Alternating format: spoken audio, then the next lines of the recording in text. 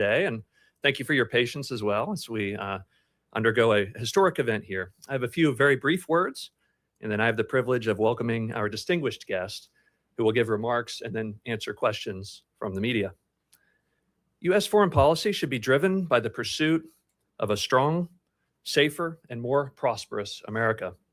As President Trump rightly recognizes, that means paying special attention to our hemisphere. We are blessed by so many of our neighbors who want to live in peace and respect their people. Because of our geographic, economic, and societal ties, malign developments in the Americas make the United States disproportionately vulnerable. If you don't believe that, then just ask some of the hundreds of thousands of American families who have lost loved ones to deadly drugs in recent years. Or notice how China, Russia, and Iran have all invested heavily in establishing a strategic foothold in our hemisphere. Nicolas Maduro led an anti-American socialist regime that weaponized deadly drugs, mass migration, and tren de agua against our towns and our cities. Meanwhile, he offered American adversaries an operating base. The American people, the Venezuelan people, and our entire hemisphere are far safer today because President Trump boldly sent U.S. Special Forces and the Department of Justice to capture Maduro and to bring him to justice. Securing our hemisphere also means working with our friends, our partners, and our allies. And the United States has many. We are honored to have one of those friends with us here today. María Corina Machado has been a brave fighter against Nicolas Maduro and the regime since it began to take form. Unlike many others in Venezuela and Washington, she recognized the danger from the very beginning. The Venezuelan people rewarded her principled opposition by casting their ballots amidst harsh repression from the regime. Her efforts, along with those of President Trump, have brought Venezuela closer to the restoration of freedom, stability, and security. And we all hope to see the return of legitimate elections in Venezuela in the near future. We are honored to host history here at the Heritage Foundation and important conversations like the one you are going to participate in today. Here, we work to build an America where freedom, opportunity, prosperity, and civil society flourish. I'm delighted to welcome to the stage María Corina Machado.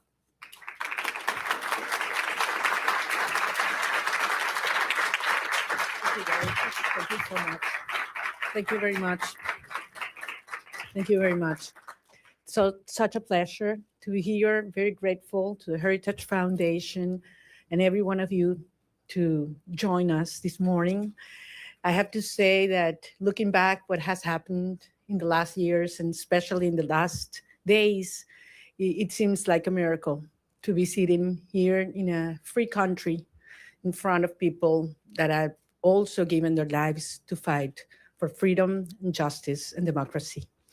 And that's why I am very honored, not only with the Heritage Foundation, but with every single citizen of this country that has welcomed us and has honored the immense struggle that the Venezuelan people has fought for so long.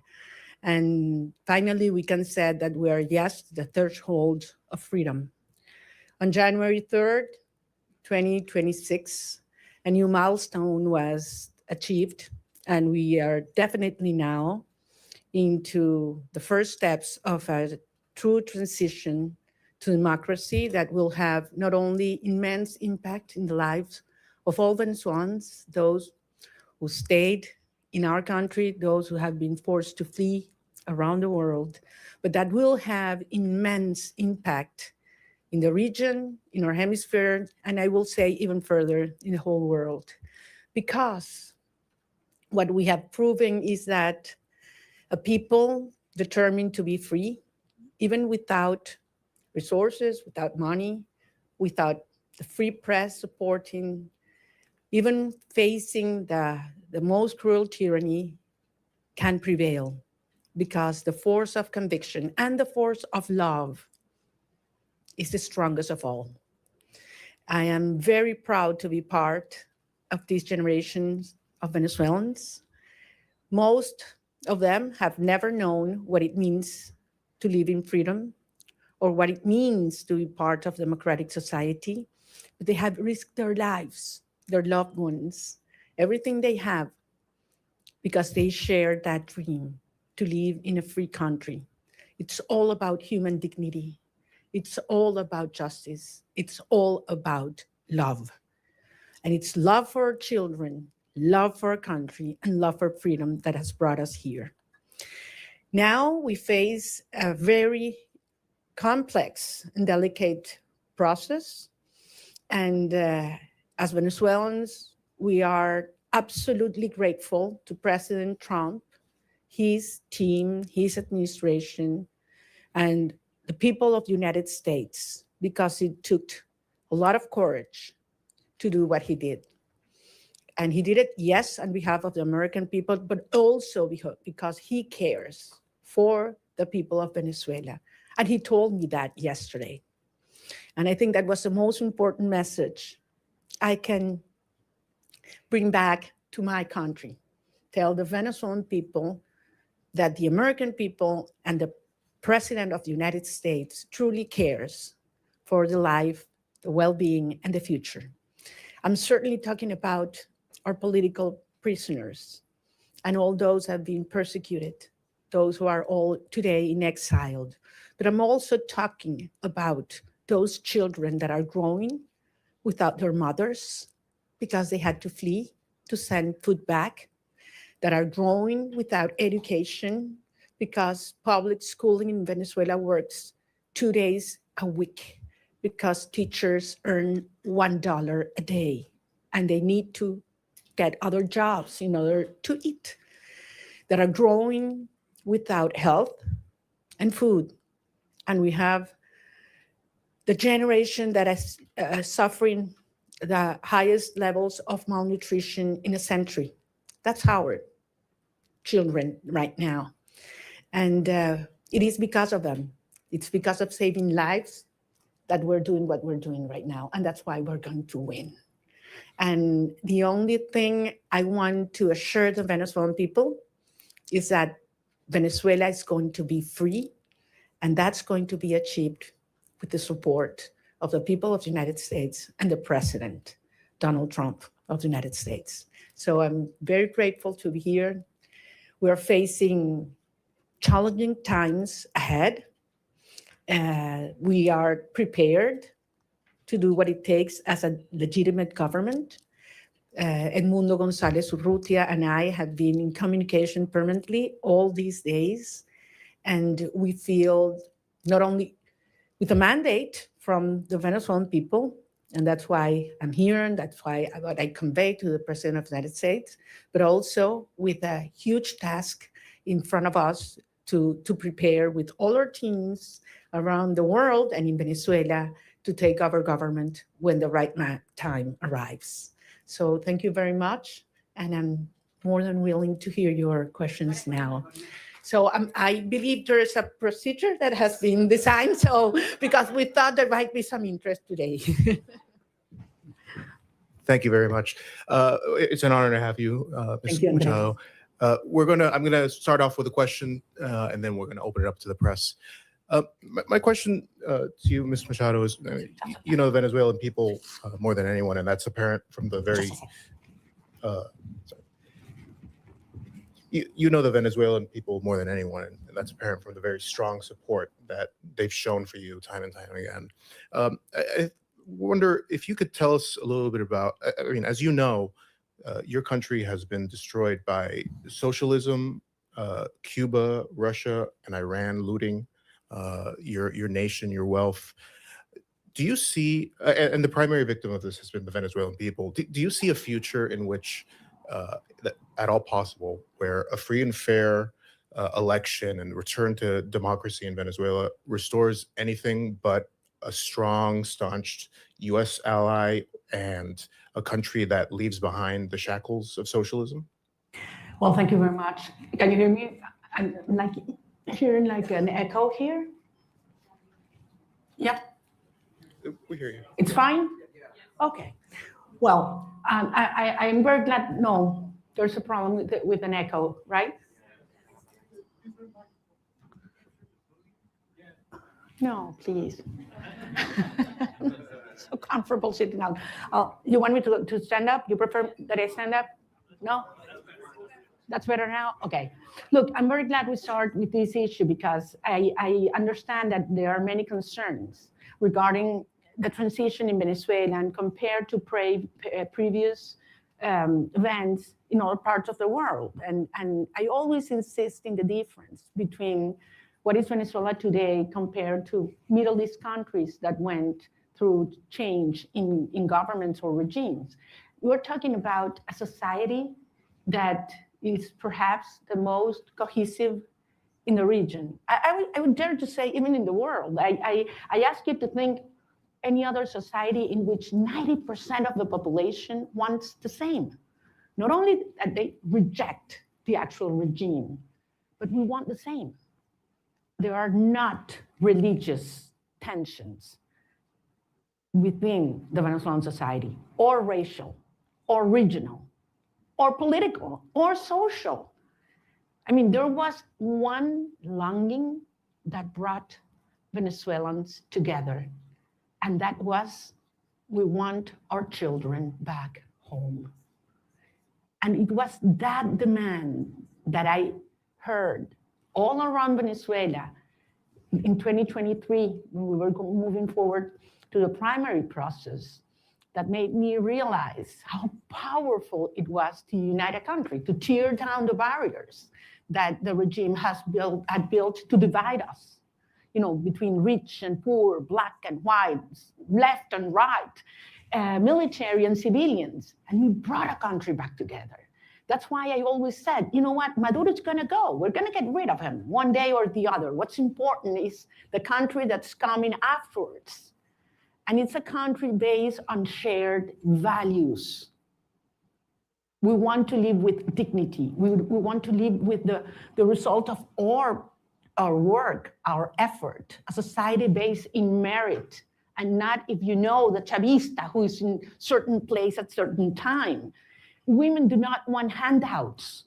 They don't want to live in a box, you know, give their children a box of food that has a high cost, because then you have to lower your head and repeat what the regime wants you to say or dress as they expect you to dress.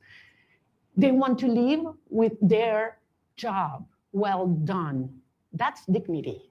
And that's what Venezuela deserves and wants today. And that's what we represent.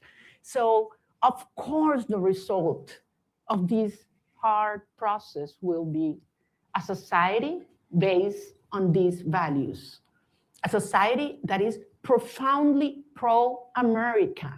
And I want to insist on this. Delcy Rodriguez, yes, she's a communist. She's the main ally and representation of the Russian regime, the Chinese and the Iranians. But that's not the Venezuelan people, and that's not the armed forces as well. So I am profoundly, profoundly confident that we will have an orderly transition. This is a complex phase we are right now. Some of the dirty work is being done by them. But then the result of a stable transition will be a proud Venezuela who is going to be the best ally the United States has ever had in the Americas.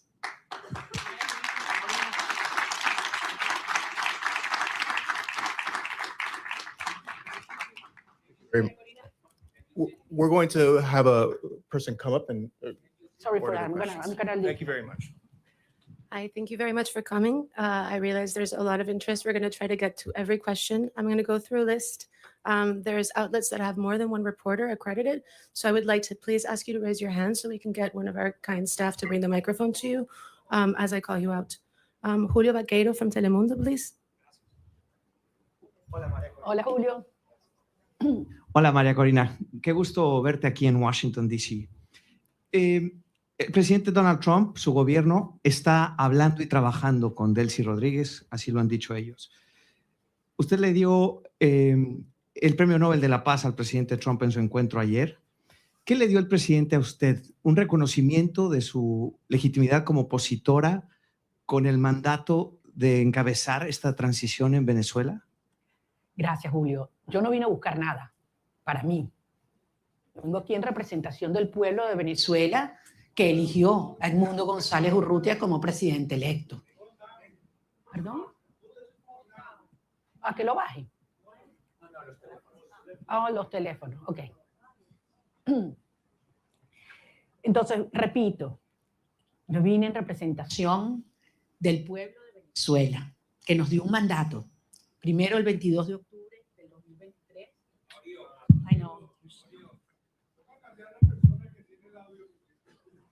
Ya va, chicos, un minuto. Vamos a ¿se escucha bien o no? Cambiamos el Que vamos a cambiarlo.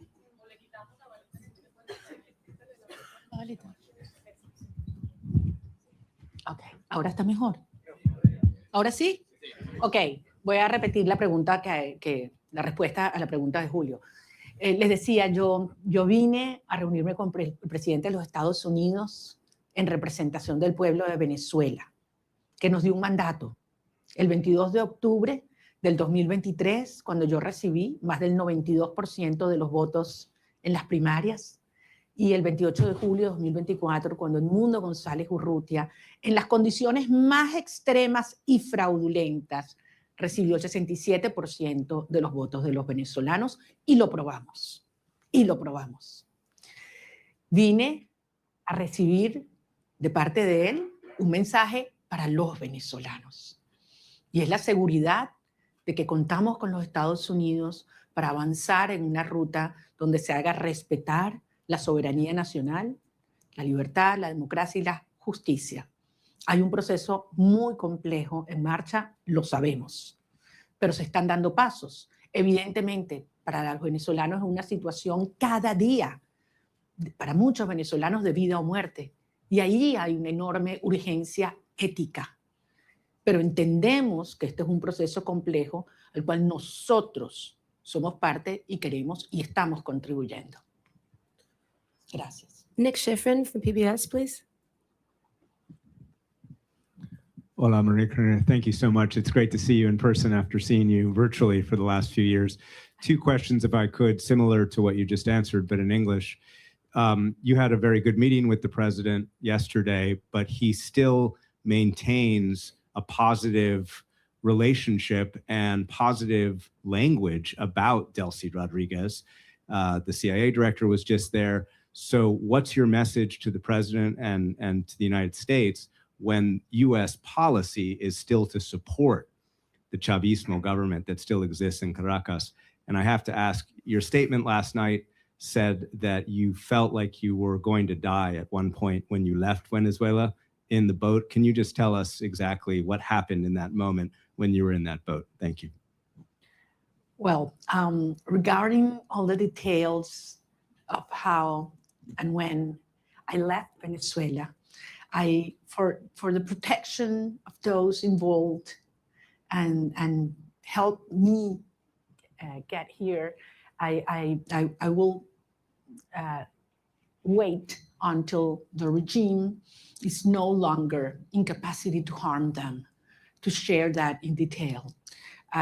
Yes, there was a certain moment in the trip in the boat where I was hurt because the waves were very high, over 6 feet, and there was a strong wind, and we got lost in the ocean. We lost the sign of the GPS, and the satellite phone stopped working, and Starlink antenna did not work as well, all at the same time. So it was very risky, dangerous, and scary moment, I have to say. And it lasted several hours. But at the end, as I say, you know, we have moved ahead de la mano de Dios. And that's why I believe it is a miracle, and I'm here. And I know that someday I will be able to tell you all the details and thank personally all those that risked their lives in order for this to happen, because they knew it was very important for our cause that I was able to live my country at that moment.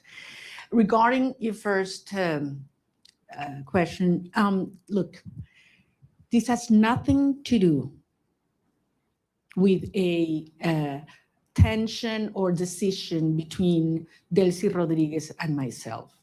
This is about the cartel and justice.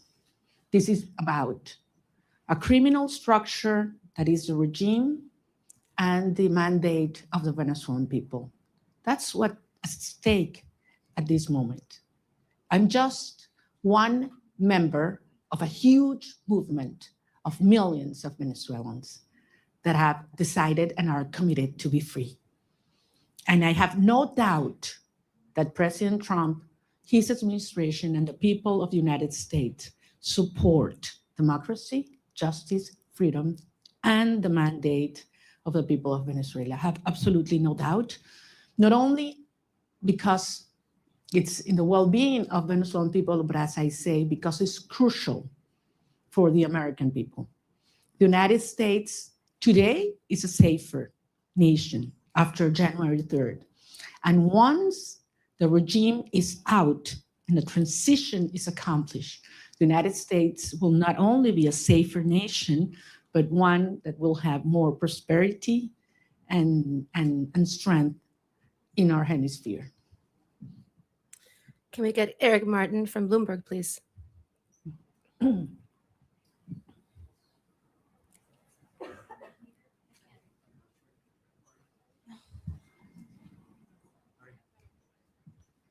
I see. Sorry. Thank you. Maria Corina, would like to ask you about the timeline for democratic transition within Venezuela, because obviously the Constitution calls for within 30 days a new election.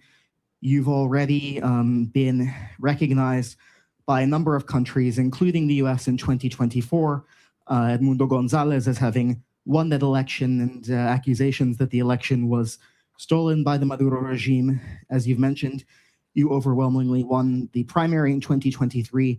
Do you have an expectation, is your expectation that the next step in this process would be a new election in Venezuela? Do you expect that to happen in 2026? Or what does the roadmap look like from getting from today's government by Delcy Rodriguez, the government de facto that is in control, to a democratically elected government? Thank you. Thank you. Thank you, Eric. Well, if the Venezuelan Constitution were respected, we wouldn't have 1,000 political prisoners. We wouldn't have 9 million people, fleeing and living around the country. We wouldn't have our president-elect exiled in Madrid. I mean, he would have taken power on January 9, 2024. So 2025, sorry. So we realize that there's no rule of law in Venezuela. I don't know actually if you're aware, Venezuela is currently in the last place globally in terms of rule of law. Out of 142 countries that have been evaluated by the World Justice Project, Venezuela is in place 142. So much for the Constitution. At the end, it is a matter of strength, and that was what made this process, starting on January 3rd, happen. I mean, that was the main difference. The regime realized that they are facing the strength of the people organized, but mostly, in this last phase, the strength of the democratic allies that are concerned about the structure of the regime, of the criminal regime in Venezuela. So this is a process that have several phases. We are in one that it's complex, as I said, in which the regime is forced to dismantle themselves. Some of the structures that have been maintaining them in power, starting with the repression system that requires not only that all political prisoners are liberated, but that they are free. The fact that you are not in a prison doesn't mean that you are free. In Venezuela, they have left the jails, but they cannot speak to the press. They cannot leave the country, and they are still terrified. All torture centers have to be closed, and certainly there have to be guarantees for journalists to speak out, and those who have left the country to come back and organize and make the will of the people be respected. Eric, believe me, I understand the urgency. I have been speaking with the families, not only of those that have been freed or liberated these last hours, but especially with those that have not, and that they don't know where their loved ones are right now. They have simply disappeared. I'm talking about hundreds of people.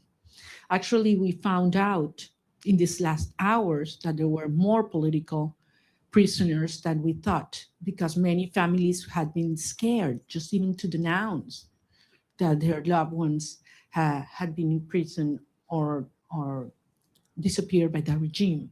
So some of those that have been liberated were not even registered by us. So, and this is still in place. I mean, there is a criminal structure of terror, not only on the civilian population, but also in the military. So that one of the main urgencies and priorities that have to take place in the days to come is we need to dismantle that terror structure by the DGCIM or La Casa Militar, which are those that have committed crimes against humanity, and that are those that have not only the civilian but the military under terror and neutralized. Once these steps are taken, then we can move forward in the reinstitutionalization of our government, and eventually we will have free and fair elections. And I'm talking about governors, mayors, National Assembly. We need to have, the will of the people be expressed freely.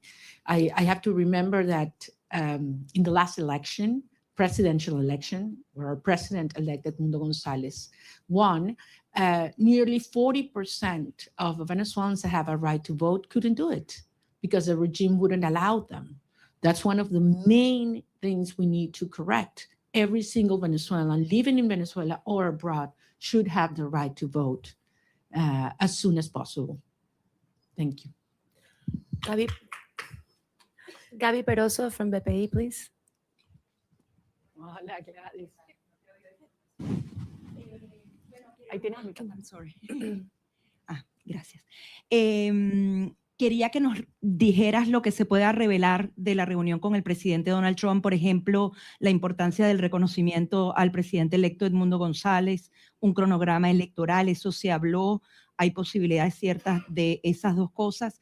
Y en segundo lugar, una pregunta que se hacen los venezolanos, tu retorno a Venezuela, saliste con condiciones distintas. Ahora Estados Unidos también está involucrado en eso. También se habló de eso con el presidente Donald Trump, la conveniencia que vuelvas o no. Y para poner lapsos a Carnaval, Semana Santa, ¿cómo lo podemos medir? Porque los venezolanos se lo preguntan. Gracias. Gracias, Gladys. Te entiendo, porque como lo dije antes en inglés, para nosotros es un tema de vida o muerte. Miles de venezolanos cada día que pasa. Es una tortura, es una tragedia y es un tema de la urgencia ética asociada a poder realmente iniciar un proceso de reconstrucción del país y que regresen los venezolanos que se han ido.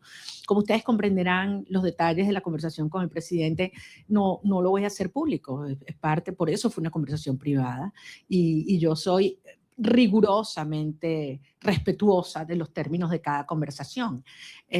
Sí, porque esto depende de lo que yo dije y que además lo he dicho públicamente, voy a decirles que por supuesto que insistí en mi deseo de regresar a Venezuela lo antes posible. Y lo voy a hacer. Voy a regresar a Venezuela lo antes posible. Y evidentemente fue un tema que discutimos y todo lo que ello implica. Pero no soy solo yo. Son millones de venezolanos, otros compañeros, líderes políticos de otros partidos que también quieren hacerlo. Incluso ayer algunos senadores hablaban de ir a Venezuela, lo dijeron públicamente y lo declararon. Y yo, bueno, quizás hasta podemos ir juntos. Es decir, yo creo que hay mucha gente en el mundo preparándose para ir a Venezuela porque sabemos que este es un proceso irreversible.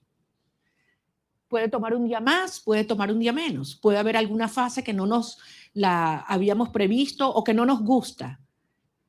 Eso es verdad, es un proceso tremendamente complejo, desmontando una estructura que tiene 27 años en el poder, destruyendo todo, aliados con los rusos, con el régimen iraní, entregando nuestras riquezas a China, ofreciendo el territorio venezolano para que opere Hezbollah, Hamas, los carteles de la droga, la guerrilla colombiana. Todo ha entrado, persiguiendo a la sociedad, acabando con nuestras instituciones. Y no pudieron. Tenido toda la plata del mundo. Por aquí tenía yo la cifra de lo que fue, lo que le ha entregado el régimen chavista desde el 99 hasta este año en petróleo venezolano regalado a Cuba. Estamos hablando cerca de 5 billones de barriles de petróleo. Es una cifra monumental, regalada. Entonces, a mí no me vengan a decir que quién se está agarrando el petróleo en Venezuela en este momento. O sea, han saqueado Venezuela. Y aún así, el país está de pie, decidido, unido, y pueden tener la seguridad que nosotros vamos a convertir a Venezuela, ahora sí, en el milagro latinoamericano.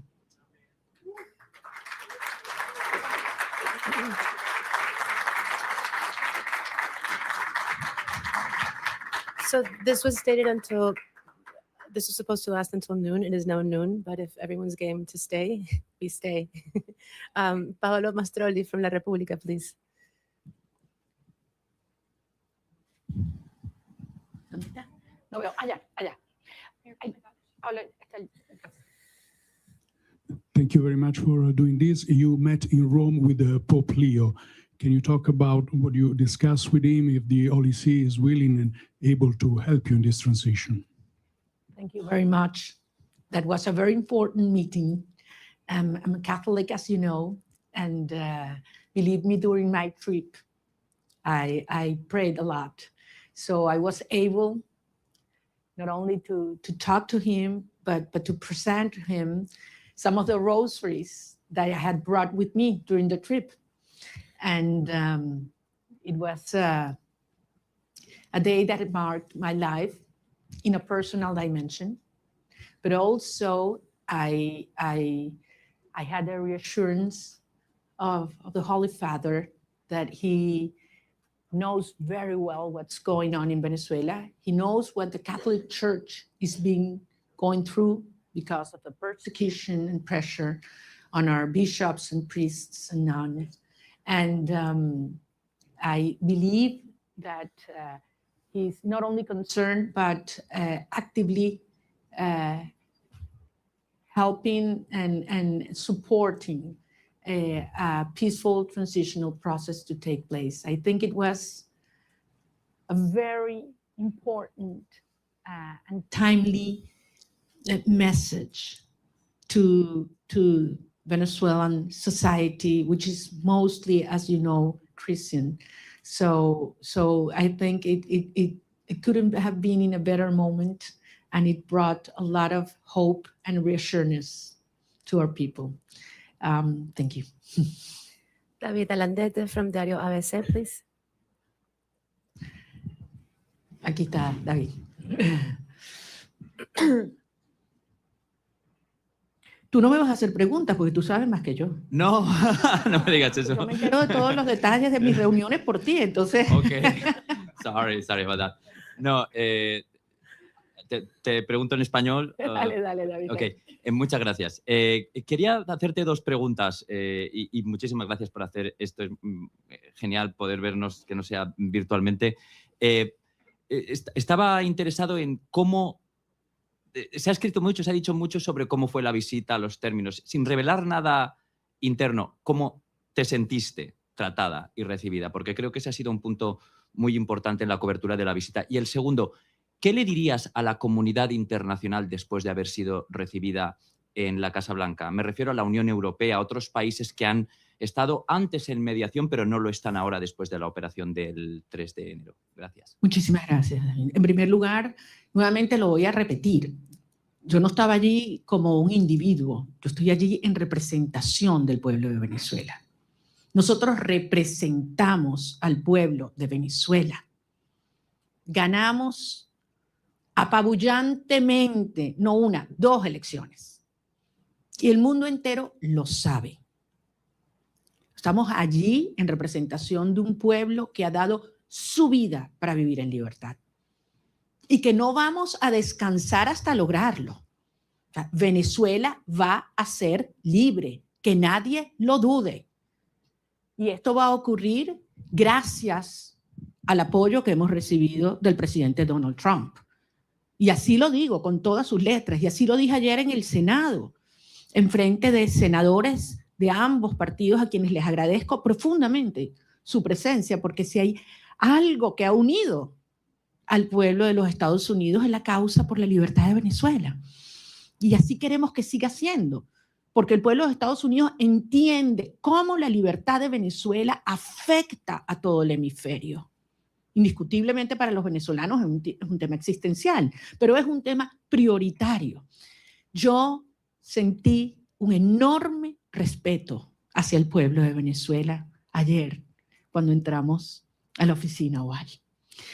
Y no sé cuánto iba a durar la reunión, pero la verdad es que sentí que pasaba el tiempo, podíamos conversar de todos los temas con absoluta honestidad, crudeza. Bueno, ustedes me conocen como yo soy, yo digo lo que siento, lo que pienso y con mucho respeto, sin lugar a dudas. Estoy nada más y nada menos que en la oficina del presidente de los Estados Unidos, frente al presidente de los Estados Unidos, pero consciente de la responsabilidad de este momento único. Y salí de allí y se lo decía anoche en una entrevista que grabé con Rachel Campos, le decía, me impactó la preocupación que él me transmitía sobre la situación de los venezolanos hoy. Cómo están los niños, cómo están los jóvenes, cómo están los ancianos, cómo está el sistema de salud, cómo está el sistema de educación, cómo están las familias, qué planes tenemos. O sea, yo creo que quizás públicamente se da a conocer más las preocupaciones por temas económicos, energéticos, etcétera, pero yo ahí pude tener una conversación con un ser humano que le duele lo que están viviendo los venezolanos, que le preocupa y que está genuinamente comprometido con su bienestar. Por eso yo salí realmente convencida de que lo que necesitamos para sumar a toda la fuerza y la organización adentro en un genuino liderazgo global está en la Casa Blanca, y creo que servirá de ejemplo para aquellos líderes globales o mundiales que no han tenido la determinación de llamar las cosas por su nombre, porque todos lo saben. A estas alturas no hay excusas. Están los informes de Naciones Unidas y el Fact-Finding Mission, donde se demuestran los crímenes de lesa humanidad que ha cometido Nicolás Maduro, Delcy Rodríguez, Diosdado Cabello, Vladimir Padrino López. Eso está allí, con nombre y apellido, testimonios desgarradores. Entonces no hay excusa para ignorar el terrorismo de Estado como ha calificado la Comisión Interamericana de Derechos Humanos. Más allá de todos los crímenes de corrupción, narcotráfico, tráfico de seres humanos, de armas, todo lo que sabemos que sigue ocurriendo en Venezuela. Es que yo salí emocionada y con una gran responsabilidad, desde luego, para los tiempos por venir. Maxine Wallace, Washington Post, please.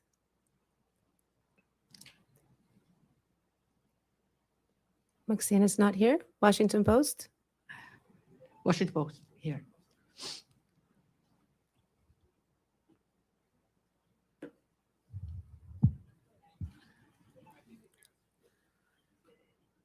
The Washington Post, okay. Then let's go with Carla Angola, please. She's right next to you. Thank you. I can hold it. Okay, perdón. ¿Cómo estás, María Corina? Quería solo algunos detalles, ¿no? El primero que siempre me ha dado curiosidad sigue siendo, ¿cómo fue esa primera noche en la que dormiste sin estar en clandestinidad, sin haber estado todos esos años sin poder salir del país. Es decir, dormir una noche sin la sospecha o el peligro de que alguien te fuera a buscar. Eso siempre me dio curiosidad que si lo pudieras compartir. Y después en esa reunión, ¿pudiste conocer cómo te vas a involucrar? Porque el presidente lo dijo en algún momento, que tú vas a estar involucrada en alguna de las fases. ¿Pudiste descubrirlo en esa reunión? ¿Nos puedes dar alguna seña de cómo vas a estar involucrada y en qué fase? Y tercero, si pudieras decirnos si tú crees que Delcy Rodríguez, con ese perfil de miembro del cartel, de criminal de lesa humanidad, pudiera tener las credenciales para ser una candidata a la presidencia, si es que ella va a tener permitido eso con todo ese prontuario, si ella de verdad crees que debería o va a poder participar en esa futura elección justa y libre de la que estás hablando. Bueno, tú me conoces bien, querida Carla, yo no voy a especular. Yo voy a hablar solamente sobre los hechos y aquellos que además me puedo dar fe. En primer lugar, de la señora Delcy Rodríguez, creo que la justicia de los Estados Unidos tiene suficiente información y la justicia internacional. Solamente les recuerdo que no solamente es ideológicamente comunista y muy fanatizada, pero además ha sido como en el cargo de vicepresidente quien ha supervisado y ejecutado todo el proceso de represión en Venezuela. Es decir, los centros de tortura están bajo su dirección y han estado bajo su dirección. Es responsable directa. Además, ha sido parte del diseño de bypassear las sanciones de los Estados Unidos, la justicia de los Estados Unidos, para poder obtener y seguir haciendo transacciones financieras con países que son enemigos de los Estados Unidos. Entonces, queda muy claro cuál ha sido y cuál es su perfil. Con relación al rol que vamos a tener el gobierno electo en estos próximos pasos, es algo que no hay que descubrir, es algo que hay que construir. Y ayer dimos un paso y evidentemente es algo que está en diseño, en construcción, y veremos día a día cómo va ocurriendo. Como yo se los decía siempre a los venezolanos, it's one day at a time. Ya estamos en una fase que es 1 hour at a time. Y como son las cosas en Venezuela, ya ustedes saben cuál va a ser lo próximo, ¿no? Entonces aquí nadie se aburre en materia de las dinámicas en Venezuela, porque están pasando muchas cosas. Y muchas veces, y yo sé que tú lo dijiste una vez, creo que David también, que cuando yo estoy más callada es cuando más duro estamos trabajando. Entonces, sí les pido en ese sentido, y yo sé que los venezolanos tienen profunda confianza. Miren a dónde hemos llegado. Con relación, me meten mis temas personales, y esos son los que más me cuestan, a lo que fue la salida, lo único que les puedo decir es que yo no dormí esa primera noche. Yo primero tenía 16 meses en los cuales cada ruido que ocurría, sonaba algo, inmediatamente me despertaba. O sea, tenía 16. Y esa sensación de que puedes dormir en paz, segura, de que un ruido no implica una amenaza, es algo que toma un tiempo procesarlo. Yo me levanto algunas veces y no estoy sola. Abro los ojos y puedo abrir la ventana, ¿no? Son cosas que quizás para muchas personas son take for granted, ¿no? Hay que vivir esto para valorar la libertad. Y la verdad es que si hay algo que yo tengo que hacer es darle las gracias y pedirle perdón a mi familia, porque hay que ver lo que esta experiencia les ha traído, ¿no? A todos, a las familias de todos los que estamos involucrados en esta causa, ¿no? No es solo la mía. Yo hablaba ayer con la madre de un muchacho que liberaron y la verdad es que es admirable. Y cuando he hablado con cada uno de los presos liberados, es tanta la admiración, porque los que me dicen es, lo volvería a hacer, María Corina. Antes de saludarme, lo primero que me dicen, quiero que sepas, lo volvería a hacer. Y después, te adoro, te quiero, no sé cuánto me muero por verte. Pero lo primero es, quiero que sepas, lo volvería a hacer. Yes. Can we get Vera from the Wall Street Journal, please? Vera's not here. Wall Street Journal. Okay, then we go with Ilia Calderón from Univision.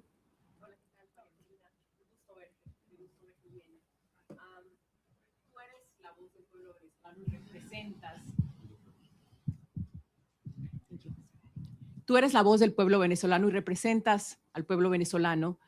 Delcy Rodríguez está en este momento al frente del gobierno de Venezuela. El presidente Trump ha tenido palabras para elogiarla y ha dicho que su gobierno está trabajando muy bien con ella. ¿Qué te garantiza a ti que va a haber una transición? Y si no temes que este hecho de que se lleven bien y de que estén trabajando bien lleve a que se perpetúe el régimen en el poder en detrimento sobre todo de los venezolanos que están en Venezuela.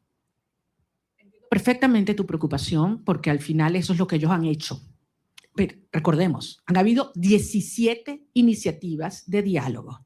Esta no es la primera, de aproximación o negociación, acuerdo. 17. Todas, absolutamente todas, lo que el régimen buscó fue ganar tiempo, legitimidad y plata. Y se salió siempre con la suya. Todo lo que se comprometían a hacer lo violaron siempre. Entonces, es lógico que el pueblo de Venezuela tenga esta preocupación. Pero la señora Delcy Rodríguez en este momento lo que está es cumpliendo órdenes. Ella no está en un acuerdo, a motus propio, ni cómoda. Ella está cumpliendo órdenes, porque al final, si algo demostró el 3 de enero, es que tenía que haber una amenaza real, tenía que haber fuerza real. El costo de quedarse en el poder tenía que ser más alto que el costo de la salida para que se diera este cambio de actitud en el régimen. Y los venezolanos hicimos todo lo que nos correspondía en términos de la organización, la movilización, la victoria electoral. Pero hacía falta el respaldo decidido de los Estados Unidos y finalmente llegó de la mano del presidente Trump. Entonces, esto es otra fase. Ahora bien, se tiene hoy un sector que está cumpliendo en el desmantelamiento del otro sector del régimen. Eso existe. Y desde luego se tiene la fuerza real y la amenaza del gobierno de los Estados Unidos. ¿Qué falta aquí? ¿Qué falta aquí en este análisis? La gente, el pueblo de Venezuela. Y eso es lo que nosotros representamos. La legitimidad y la garantía de una transición ordenada que tiene que tener el respaldo del pueblo de Venezuela. Cuando tú tienes un pueblo unido, no hay manera de ignorarlo. Y yo sé que ese no es el objetivo del presidente Trump o del secretario Rubio, todo lo contrario. Es acompañar y apoyar al pueblo de Venezuela en su derecho de ejercer la soberanía popular. Ahora estamos en una fase compleja que aspiramos a poder cumplirla de la manera ordenada, controlada y más rápida posible. Yo no voy a adelantarme a poner fechas y a poner calendarios porque sería una irresponsabilidad. El 2 de enero, ¿quién habría pensado que estábamos tan cerca de iniciar esta fase? Y nos dijeron que era imposible, by the way. Nos dijeron que era imposible que ocurriera lo que ocurrió. Y hoy Nicolás Maduro está enfrentando la justicia internacional. Dime tú la magnitud del paso que hemos dado. ¿Estamos listos? Obviamente no. Pero fueron 27 años para montar esta estructura. Y estamos avanzando con paso muy firme. Y yo sé que esto se terminará acelerando y canalizando, porque finalmente los vectores están todos alineados. Falta, sí, como decía David, que algunos otros países alrededor del mundo con firmeza y valentía reconozcan que se está haciendo lo correcto y que lo acompañen. Yo creo que en este momento no es posible porque depende de múltiples variables, pero nuevamente, trabajando duro para garantizar que podamos regresar a Venezuela con Edmundo González Urrutia también. Benjamín Álvarez, de Deutsche Welle. ¿No está Deutsche Welle?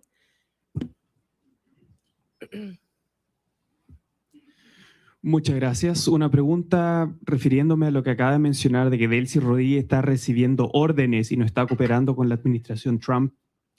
¿Cómo ve esta reunión de 2 horas que sostuvo Delcy Rodríguez con el presidente de la CIA el día de ayer? ¿Y no le preocupa esta cooperación tan cercana que está buscando la administración de Trump con ella y con la gente cercana al régimen? Yo no quiero especular, no conozco los detalles. Ahora, si los Estados Unidos obtienen la información que necesita por parte de esta señora, yo creo que ese es el tipo de cooperación que nosotros esperamos, sin duda, y nos conviene, sin duda. Yo entiendo que para muchas personas esta es una situación difícil de entender. Para muchos venezolanos quisiéramos que esto evolucionara realmente de una manera más rápida y trabajaremos para que así sea. Pero desde luego, pocas personas tienen tanta información sobre la estructura criminal de la tiranía como quien fue parte de su diseño. Así que sin duda tiene información que le debe ser de altísimo valor al director de la CIA. We're going to take a couple of questions in English. Eric from Politico, are you here? Please.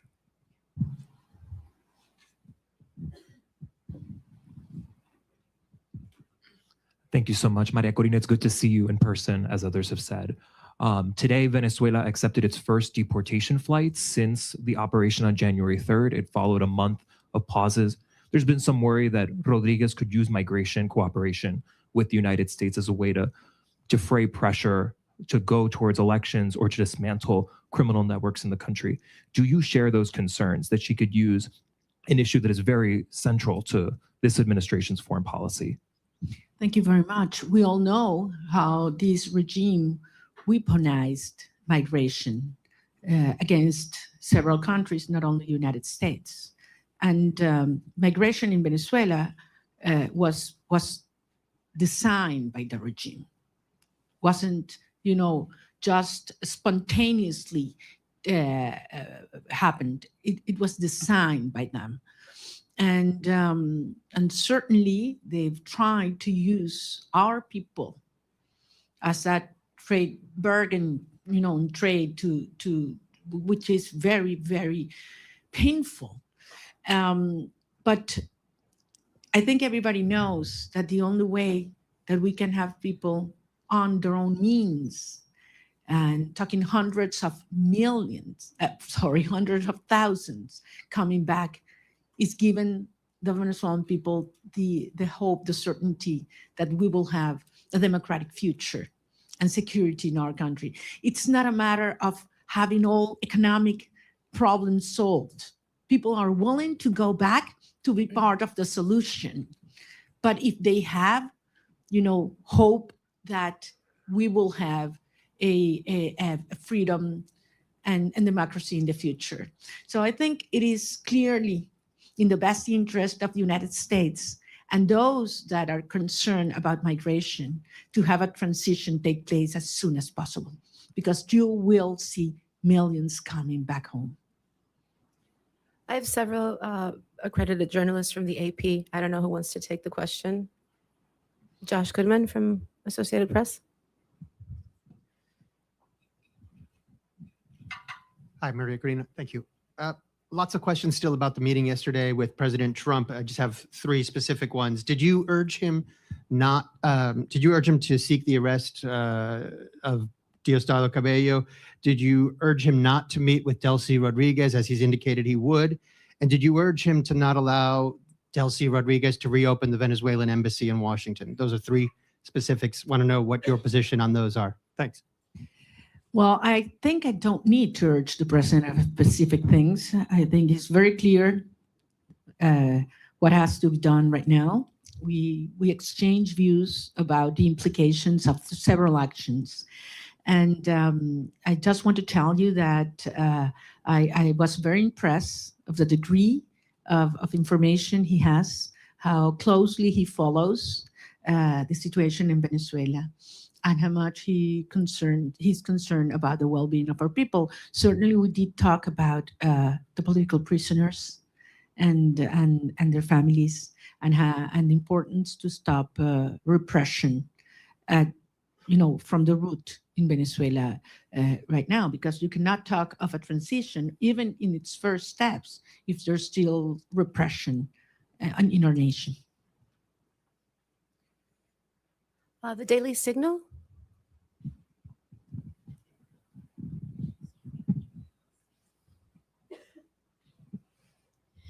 Thank you so much. Wondering regarding your meeting with President Trump yesterday, do you believe that you earned the trust of the president?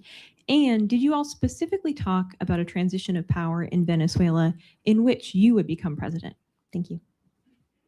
Point again, this is not about me. It is about the will of the people.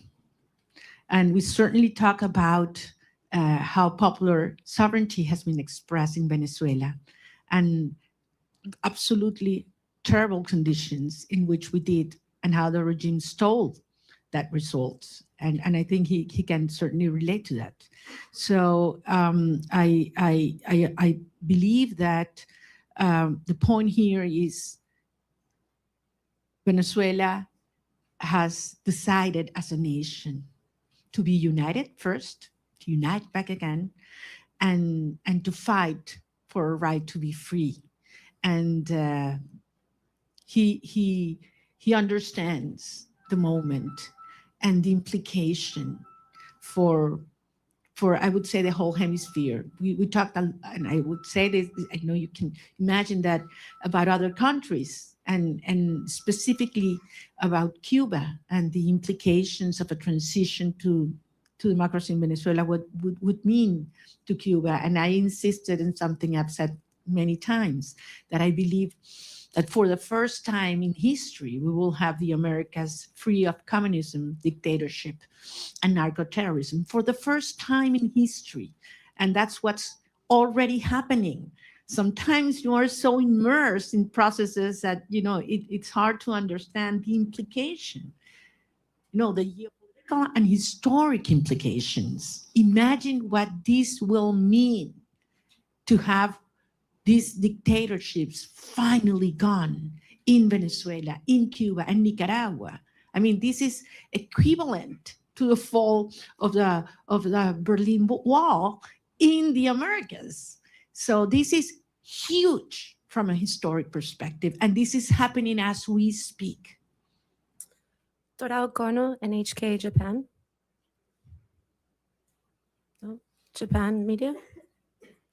Okay, can we get Mr. Rosen from Newsmax?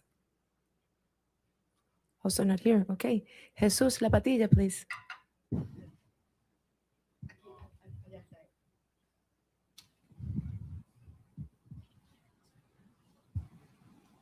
Pardon me? Okay.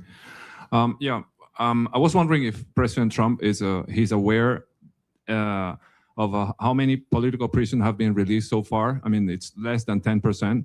And I was wondering if he's aware of that, and if he's told you some strategies that he will do to enforce, to make them release in the next months or weeks or something.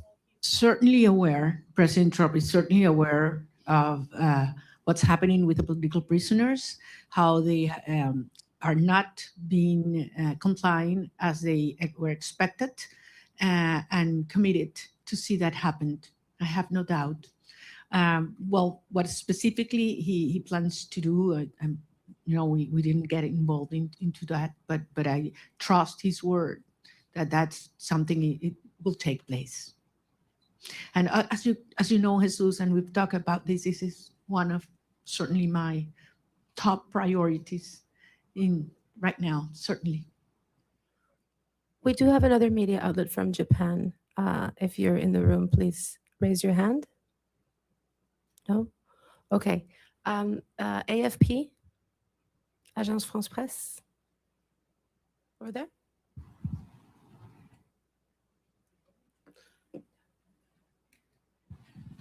Sí, gracias. Gracias por la rueda de prensa. Señora Machado, quisiera saber, usted dice que es un proceso complejo. ¿Cuál es la primera prioridad? Ahora que salga de Washington, ¿qué es lo primero que quiere negociar o ver de parte del gobierno de Estados Unidos? Mi prioridad, a título personal o para los Estados Unidos. Bueno, en términos de esta fase hay que terminar de desmontar la represión. Insisto, no es solamente que una persona pueda salir de la cárcel, es que sea libre y que se detenga la puerta, lo que se llama la puerta giratoria en Venezuela. Te sueltan 5 personas y te detienen 10 el mismo día. Y eso está pasando hoy. Esto sigue ocurriendo hoy.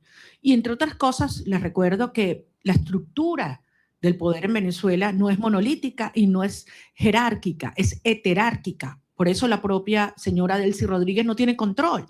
Cuando dicen que controla las Fuerzas Armadas, no controla las Fuerzas Armadas. Ella lo que controla es la estructura represiva que tiene anulada las Fuerzas Armadas, que en este momento es el DGCIM y también la Casa Militar, en la cual también tiene gran control Diosdado Cabello, con enormes tensiones en el alto mando militar. Las Fuerzas Armadas en más del 80% están con nosotros. Si no, no hubiéramos obtenido las actas el 28 de julio. Y eso es algo que el régimen lo sabe. Nicolás Maduro estaba protegido ¿por quiénes? ¿Venezolanos? No confía en los venezolanos. Él sabe que las Fuerzas Armadas repudian este sistema tanto como el resto de los ciudadanos de nuestro país. Pero las Fuerzas Armadas están amarradas, neutralizadas, aterrorizadas por la estructura represiva del DGCIM. Y esa es la estructura criminal que hay que terminar de desmontar. Una vez que eliminamos el factor represión en Venezuela, ¿cuánto dura el régimen? ¿Cuánto dura el régimen?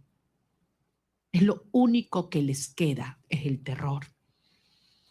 Es lo único que les queda, es el terror. Entonces, estamos en esa fase, esa es la prioridad. Y veremos entonces cómo avanzaremos en la reinstitucionalización del país hasta llegar a un proceso de legitimación de todas las autoridades democráticas.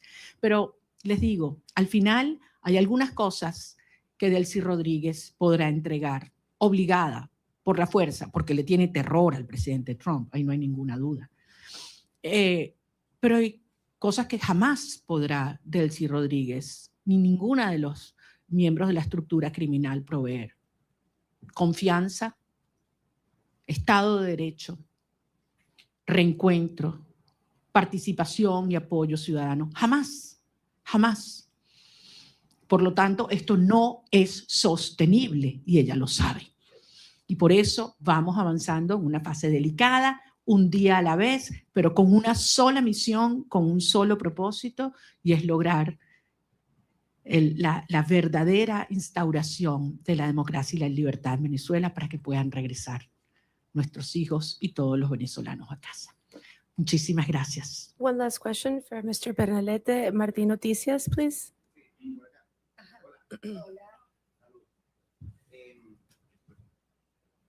María Corina, gracias por la oportunidad, gracias a todo el equipo. Conversación que tenga prevista con el secretario Marco Rubio en virtud de recapitular un poco la orientación diplomática entre Venezuela y el gobierno de Estados Unidos, y hay alguna aclaratoria con los términos de cooperación energética entre Estados Unidos, dado que el secretario del Departamento de Energía dijo que hasta 2 años podría ser el control del petróleo en Venezuela. Bueno, nuevamente, las cosas en Venezuela se están moviendo rápidamente. Es evidente que mientras esté el régimen en el poder, no hay confianza para ninguna persona, para ninguna institución, para ninguna empresa, y por lo tanto existe este nivel de supervisión sobre los ingresos petroleros. Pero la transición en Venezuela, y como mismo dijo el secretario de Estado, las fases se solapan y esto puede acelerarse enormemente. Yo voy a tener varias reuniones en Washington y en otras ciudades sobre las cuales en su momento informaré, prefiero no hacerlo desde ahora.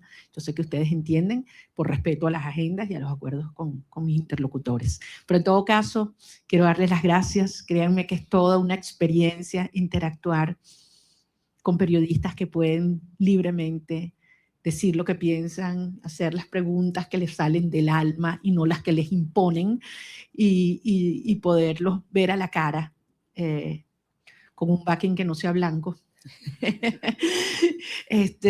Y con el orgullo de decirles que lo que viene es enorme y que así como Venezuela hace 200 años fue el foco de la lucha por la libertad y la liberación de nuestra región, una vez más el futuro de la región de América Latina se está luchando en el suelo venezolano, y yo voy a regresar lo antes posible. Espero que muchos de ustedes puedan hacerlo conmigo también. Muchas gracias. Gracias.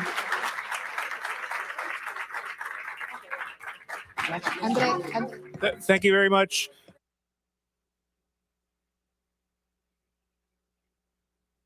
To file out, and then we'll all orderly come out the back. But thank you very much. Let's welcome or thank Ms. Machado for her time. Muchas gracias. Gracias.